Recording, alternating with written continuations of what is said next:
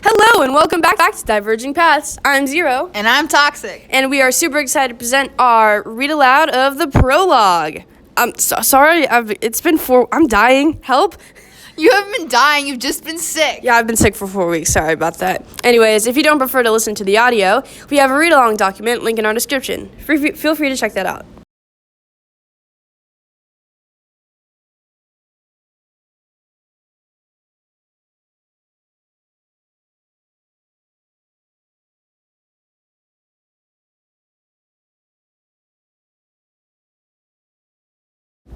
Clearsight glanced down at her talons, then at Fathom's body, then at the flaming scroll beside them.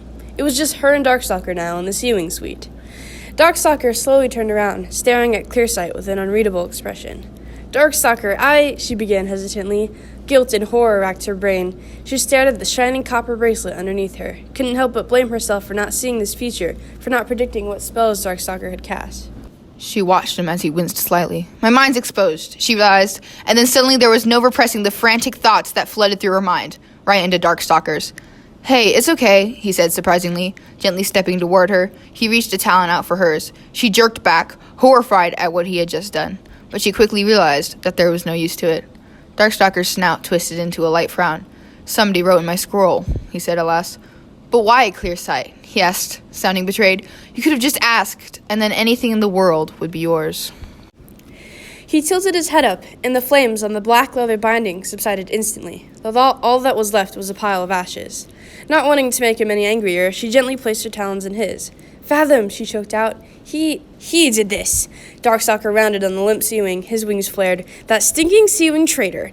I should have seen this coming. God, I did see it coming. I didn't think he'd betray me. But he didn't know, Clearsight cried suddenly. A part of her wished she had the moonstone earrings again, because now her brain was being actively bombarded with all sorts of images right now. I told him about the futures. He was trying to protect us, protect the kingdom. I know what's best for the kingdom, Darkstalker snarled. He spread his wings grandly, stepping over the pile of ash. It's ours. The whole kingdom is ours. He gingerly picked up the copper bracelet. I enchant this bracelet to be exactly the way it was, before Fathom of the Sea Wings enchanted it with my scroll, he murmured. He handed it back to Clearsight. She hesitated, then slowly slid it onto her wrist. Nothing happened. She notably did not collapse and fall asleep, which meant the spell was undone. He really does have his power back, she thought. There, he said simply. He narrowed his eyes at Fathom. What did he write? He asked Clearsight, who was grateful to have her mind guarded. And why did you steal it? You were planning on betraying me, he realized as suddenly, putting the pieces together. I'm sorry, she whispered, because that was all she could say. He and I thought it was the best choice. He stared at her, perhaps processing what he had heard in her mind, and then ducked his head. He was always a worrier, and then, all forgiven, my love. Something twisted in the timelines, and then suddenly several brand new visions appeared in her head. Darkstalker, older, negotiating with a dark orange skywing. Hundreds of sandwings rejoicing. A tiny nightwing joining it, playing with a little wooden sea wing. Laughter echoing in the halls of the palace. Perhaps he was right. Or maybe he had seen the dark features too, and made a decision to alter it. Maybe Fathom's death had changed something? But the moment faded. Darkstalker growled something under his breath. What happens now? Clearsight asked quietly, stepping back. Right now, you and I are going to deal with this later and get rid of all the— Why are all the Nightwings leaving? He snapped abruptly, pressing a claw to his head. She realized he was seeing the futures, too, of the Nightwings flying for days, landing on a lush, remote island, safe from Darkstalker's tyranny. Listener, Wait! She called after him as he spun around, ready to launch himself into the air.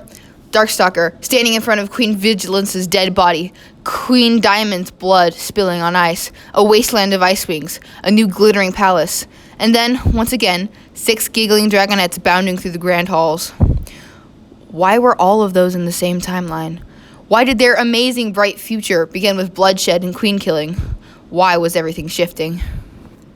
He's gonna kill Vigilance. Maybe Listener, too, if he finds out she was the dragon behind this, Clearsight thought, with a spike of guilt and fear. She should have warned her friend faster. More importantly, she shouldn't have let Fathom write in his scroll. She took off after him as new futures unfolded before her. Whether this path ended warmly or bitterly cold, there was nothing she could do to stop him.